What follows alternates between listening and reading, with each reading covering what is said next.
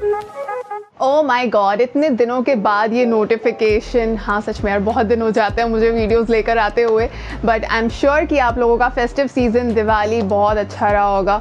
और मैं भी बहुत सारे प्रोजेक्ट्स में बिजी थी, इसलिए थोड़ा सा वक्त वीडियोस के लिए नहीं निकाल पा रही थी। लेकिन मैं आ गई हूँ आपके मोस्ट रिक्वेस्टेड टॉपिक को लेकर, वॉइस मॉड्यूलेशन फाइनली। और वॉइस जो होता है यार, ये सबसे इंपॉर्टेंट टूल होता है अगर आप रेडियो में आना चाहते हैं या फिर आप एक वॉइस ओवर आर्टिस्ट बनना चाहते हैं, जिसमें मॉड्यूलेशंस का रोल बहुत इंपॉर्टेंट होता है। क्योंकि जो कोई भी आपको सुन रहा हो वो आपको सिर्फ सुन नहीं रहा होता है, वो आपके आवाज़ को कानों से देख रहा होता है, यानी कि इमेजिन कर रहा होता है। और वो क्या इमेजिन करे क्या नहीं, ये बहुत हद तक आप ही के हाथ में होता है।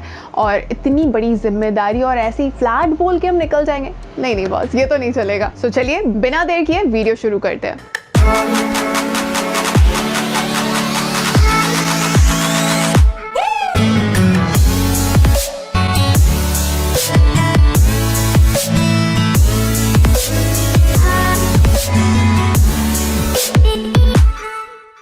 सो वॉइस मॉड्यूलेशन के बारे में शुरू करने से पहले मैं आपको सबसे इम्पॉर्टेंट बात बताना चाहती हूँ कि वॉइस मॉड्यूलेशन ज़रूरी क्यों है। देखिए, आपका कंटेंट कितना ही स्ट्रॉन्ग क्यों ना हो, कितना ही अच्छी तरीके से लिखा हुआ क्यों ना हो, अगर आप उसको सही तरीके से डिलीवर नहीं करेंगे तो सामने वाले पर उस बात का इम्पैक्ट नहीं पड़ेगा जो कुछ भी आप बोल रहे हैं। इसलिए वॉइस मॉड्यूलेशन बहुत ज़रूरी होता है। और मॉड्यूलेशन को बेसिकली मैं कहती हूँ वर्ड्स विथ इमोशंस, यानी कि मॉड्यूलेशन लाने का सबसे सिंपल तरीका यही है कि जो कुछ भी आप बोल रहे हैं वो सही इमोशंस के साथ बोलें, सही इमोशंस के साथ डिलीवर करें। ये बहुत ही आसान तरीका होता है अपनी आवाज़ में मॉड्यूलेशन लेकर आने का। और ये चीज़ सिर्फ ऐसा नहीं है कि आपको रेडियो में या फिर अगर आप एक वॉइस ओवर आर्टिस्ट बनना चाहते तभी काम आएगी, ये आपको हर जगह काम आएगी, किसी भी फील्ड में काम आएगी जहाँ पर भी कम्युनिकेशन आपका बहुत ही इंपॉर्टेंट सोर्स है, जिसके थ्रू आप लोगों से बात करते हैं। और हर फील्ड में, यार सेल्स की फील्ड में हो आप या फिर टेलीकॉम में हो, तो जितनी अच्छी तरीके से आप बात करेंगे उतना ही अच्छा आपका बिजनेस होगा। और सिर्फ प्रोफेशनली नहीं यार, पर्सनली भी जब आप किसी से अच्छे तरीके से कम्युनिकेट करते हैं, सही वज़न शब्दों पर डालकर जब बोलते हैं, तो उसका भी बहुत फ़र्क पड़ता है। इसलिए वॉइस मॉड्यूलेशंस आपको लाइफ में हर जगह काम आते हैं, इसलिए इसके जो छोटे छोटे टेक्निक्स हैं उसको सीख लेना चाहिए। So the very first point is, जो कुछ भी आप बोल रहे हैं उसको क्लैरिटी के साथ बोलें। कई बार क्या होता है ना कि हम लोग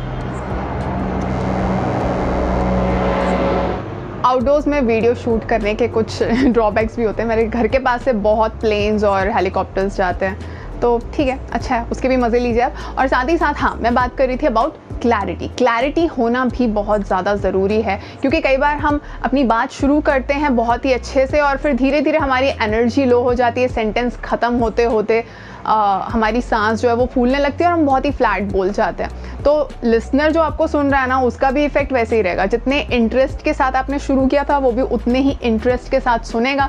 जैसे आपका सेंटेंस फ्लैट हो जाएगा उसका इंटरेस्ट ख़त्म हो जाएगा।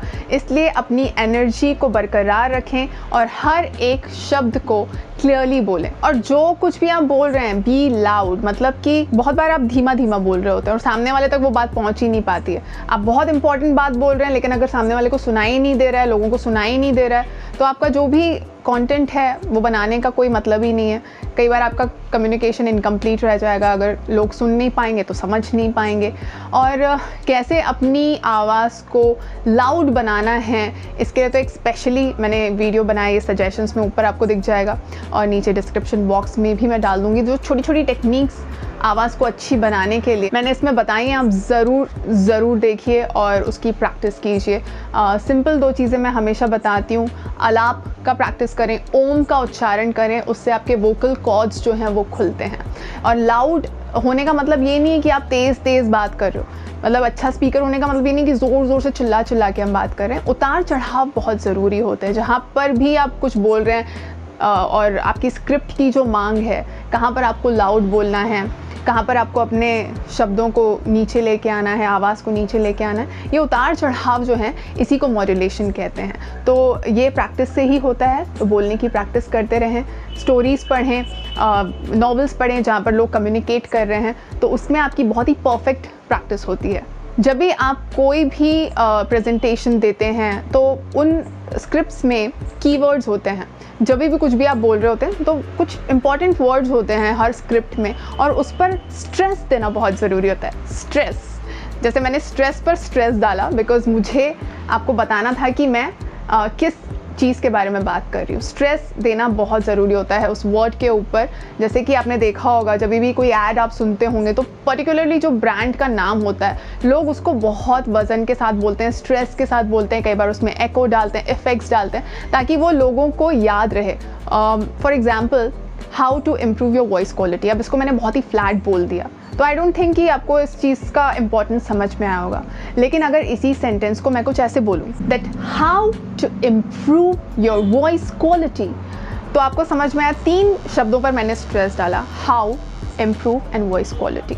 तो उसका इम्पैक्ट भी बिल्कुल वैसे ही गया होगा आपके ऊपर कि मैं किस चीज़ के बारे में बात कर रही हूँ। इसलिए हमेशा अपनी स्क्रिप्ट में जो इंपॉर्टेंट वर्ड्स हैं उसको हाईलाइट करें और बोलते समय भी उन पर एक एक्स्ट्रा स्ट्रेस डाल के बोलें ताकि वो ज़्यादा हाईलाइट हो। देखो, पॉजेज जो होते हैं ना वो बहुत ज़रूरी होते हैं। कई बार लोगों को लगता है कि यार फ्लुएंट बात करने वाले ना वो एकदम फास्ट बोल जाते हैं। एक तो फास्ट बोलने में ना ऊटपटांग चीज़ें हो जाती है, यानी कि एक तो सामने वाले को समझ में नहीं आता है आपने क्या बोला क्योंकि आप बहुत फास्ट में बोल गए। आप खुद ब्रेथलेस हो जाते हो, फंबल करते हो और थक जाते हो बोलते बोलते, और वो जो आपका बोला हुआ जो कुछ भी होता है वो सुनने वाले को मज़ा नहीं आता। आपको बोलने में भी मज़ा नहीं आएगा क्योंकि आपकी सांस फूलेगी।